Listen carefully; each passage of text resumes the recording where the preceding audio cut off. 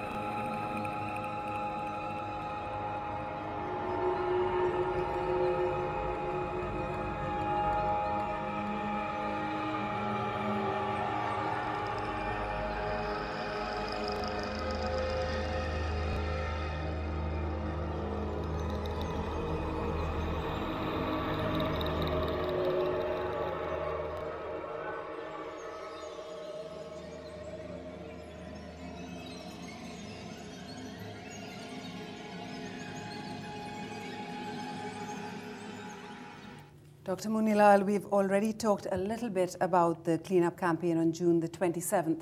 Was some of that mess cleaned up, and how can we sustain it, the cleanup? Well, I'm sure, a lot of the debris and so on were removed in several localities. Of course, you cannot do that in one day, as we acknowledge even before the day.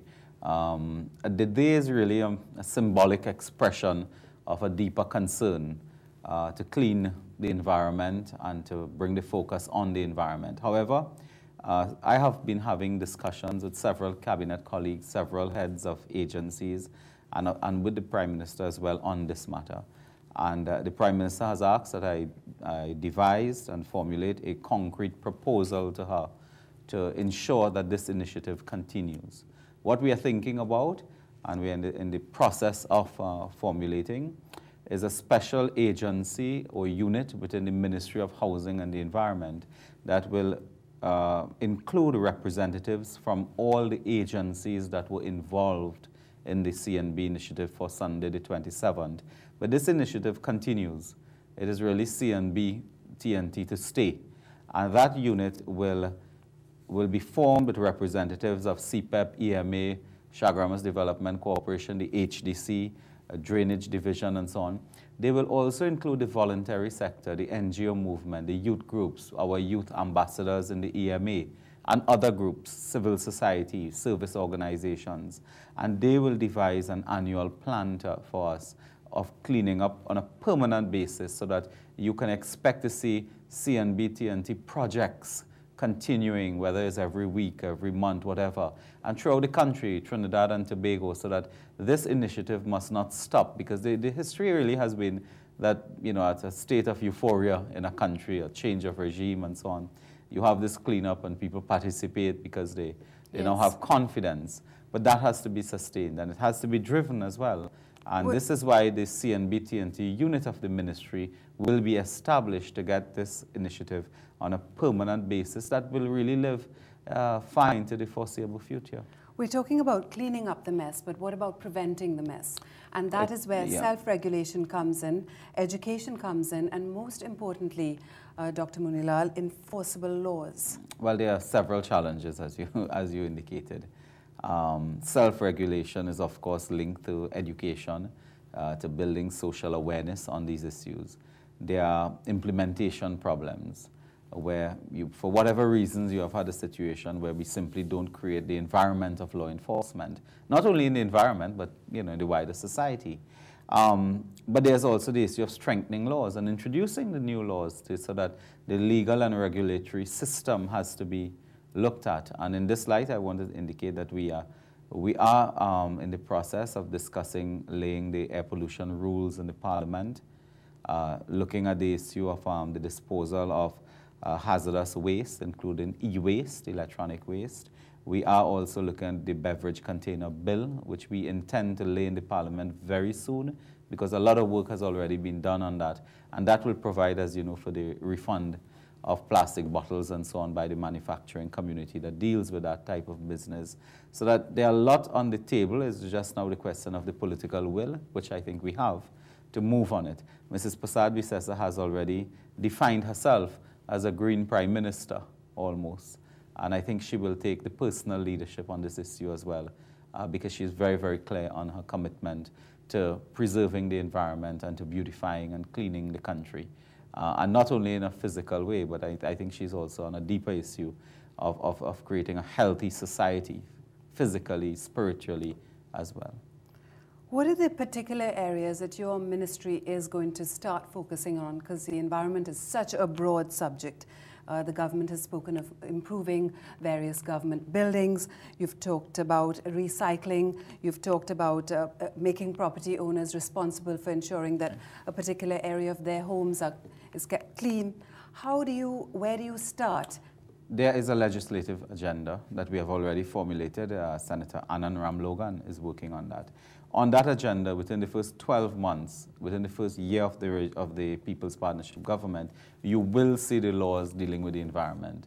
You will see the legislation I spoke to earlier. So there's a clear objective that we can meet, and we are moving on. The other issue is that I've already mandated the EMA in collaboration with the CPEP, which I really want to bridge, to come to me with a proposal for a business exposition that deals only with investment in the commercial side of recycling, of environmentally friendly businesses.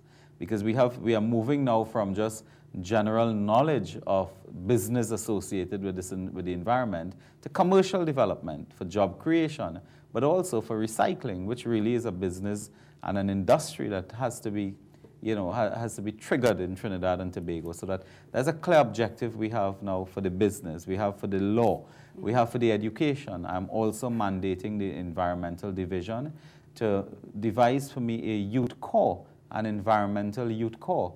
I have noticed, for example, an enormous amount of young people with the concern for the environment, for preserving the environment, whether it's reforestation, whether it's cleaning the beaches, whether it's the policy and legal issues, the international instruments, for example.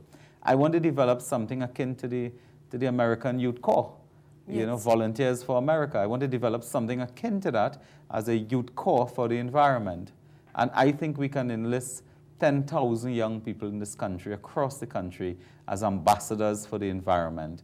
And that is a mandate I've already given to the Environmental Management Authority. Well, it's interesting you talked about the Environmental Management Authority.